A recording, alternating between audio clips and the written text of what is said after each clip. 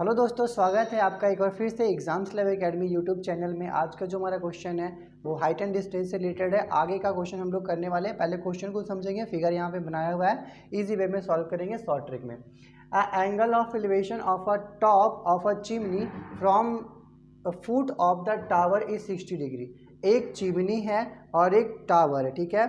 इस टावर के फुट से इस चिमनी के टॉप को देखा जा रहा है, तो एंगल ऑफ एलिवेशन 60 डिग्री का बन रहा है, ठीक है। And the angle of depression of the foot of the chimney from the top of the tower is 30 degree.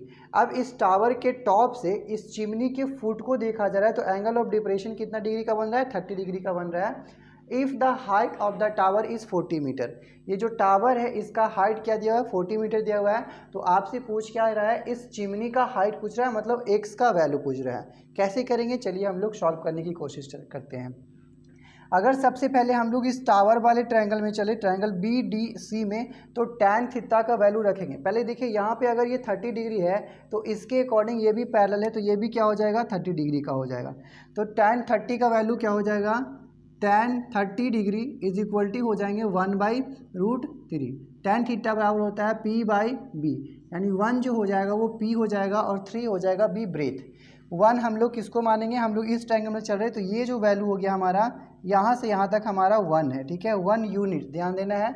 और ये जो है हमारा B और D, ये हमारा है √3 यूनिट। कितने यूनिट है? √3 यूनिट। अब हम लोग चलते हैं इस चिमनी वाले ट्रायंगल में, बड़े वाले ट्रायंगल में, ट्रायंगल ADB में। अगर ADB में चले तो टैन 60 डिग्री हो जाएगा। टैन 60 डिग्री का जो वैल्यू होता है वो होता है √3। इसके नीचे अगर 1 लगा दे तो हमारा √3 हो जाएगा परपेंडिकुलर और 1 हो जाएगा बेस। इसके अकॉर्डिंग यहाँ पे एंगल है, तो परपेंडिकुलर हमारा ये है और बेस हमारा ये है, ठीक है। अगर देखें तो ये हमारा हो जाएगा टोटल √3 हो जाएगा यहाँ से यहाँ तक, जबकि बेस होगा 1, ठीक है।